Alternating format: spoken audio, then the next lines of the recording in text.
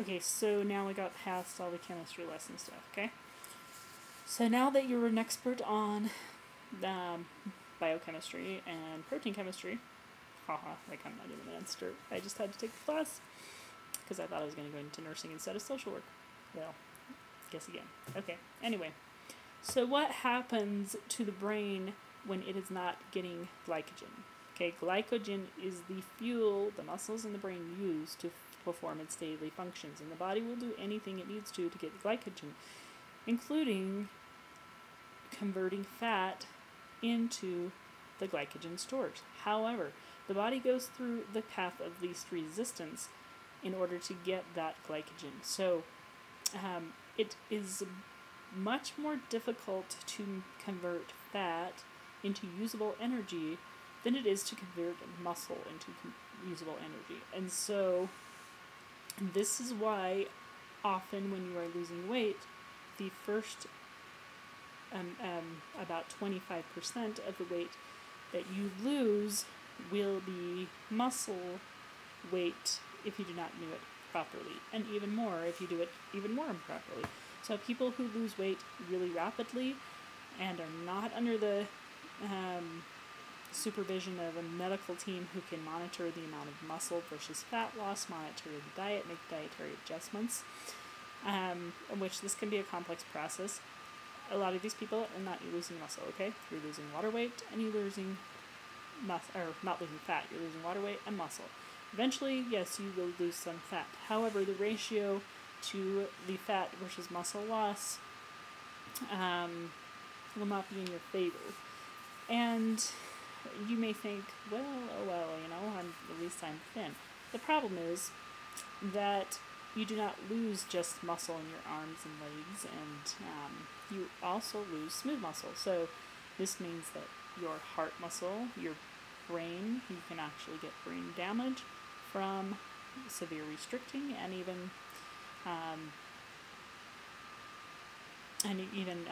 binging and purging, because you may not be getting the appropriate amount of calories, you may not be getting the proper balance of nutrients, and you're throwing your body completely off and your metabolism off.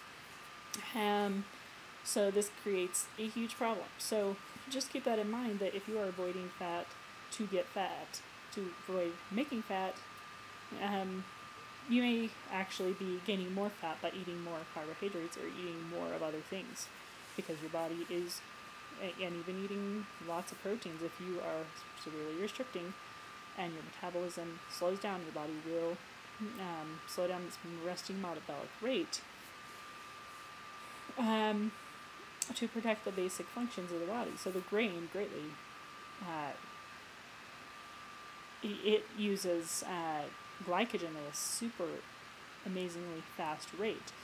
Your brain burns glycogen faster than your muscles. Now, look at it this way: if you have optimal glycogen stores in your muscles, and you exercise within 1 hour, most people have depleted all of the glycogen stores in their muscles. Okay. And that's up with modern exercise. Okay, those stores of extra energy that your body is hoping to use during the day and hoping not to have to get into the fat storage your body is using during that hour of exercise. So people think, well, great, so I'm going to exercise for an hour and then I'm going to keep exercising because by then I'll be burning fat. Well, this is not necessarily what happens, because at that point your body is kind of in distress. And if you're doing this all the time, your body may not be burning fat, it may be burning muscle. And so you may be constantly, you may lose fat eventually, but you're also losing muscle strength. So it is very important to properly fuel and refuel during activity if you want to avoid the physiological side effects. Those are the what happens physiologically. Now, what does this mean for you? Besides loss of energy and loss of muscle mass and loss of strength, it also means that your brain and function is going to suffer. If it does not have the glycogen stores it needs, and the liver is under stress because it's having to be in an emergency state to try and protect the brain, and the metabolism slows down, then this means other functions of your body are also not going to work as well. Your endocrine system is a case in point.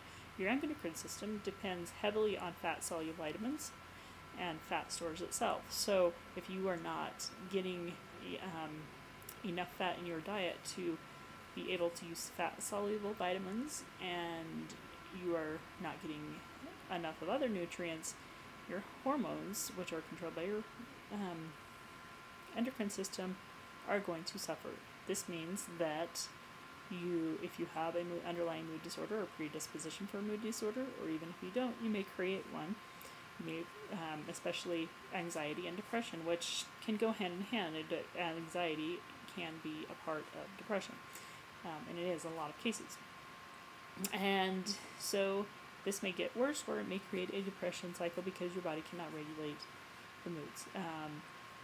It may also create other problems with your hormones, which create the blood sugar problems, and also the loss of sexual desire, because your body relies on the production of oxytocin, which is we call the love hormone, to stimulate those responses, and your body's not going to be creating these at a normal rate of the oxytocin, which also makes you feel good. It's a feel-good hormone.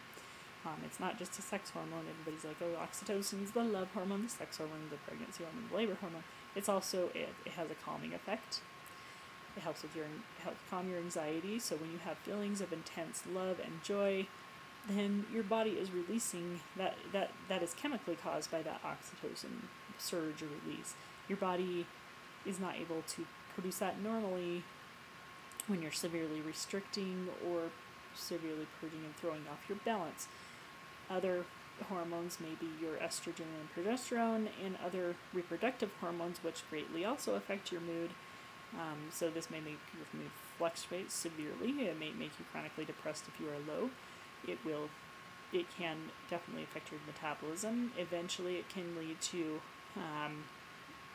reproductive organ failure, which could mean permanent infertility or fertility problems, or if you do happen to have children in the future, even if you are recovered, a long-term eating disorder can increase the rate of miscarriage, stillbirth, and that's not saying that it will happen to you. The majority of people who do recover and are fertile have normal children, but it does put you at a higher risk, so you have to be aware of that. For your cognition, your cognitive reasoning, you are not able to think, and it actually can cause brain damage, sometimes long-term, sometimes not, but long-term restricting will cause your ability to rationalize, your emotional intelligence, your ability to perform well in tasks in school. Yes, people with eating disorders tend to be highly functional, but you have to work much harder at it, especially when you have all these obsessive thoughts. And as far as the obsessive thoughts, a lot of those come because your body is confused about food. And so you take away food from people. There have been studies done on this. They start to obsess about food, and there was a study done, I think it was on a Nazi survivors, actually, which is horrible, but where men in concentration camps, food was taken away from them, and they were observed, and they started to develop food rules and other rules that develop with anorexic type behaviors, even though they had no underlying mental eating disorder to begin with, and started to develop the same food obsessions that people with anorexia develop. So there's a physiological reason behind why these develop. So I hope I haven't bored you to death today, but I gotta get on to other homework, so I hope you have a good week and hope you found this informative.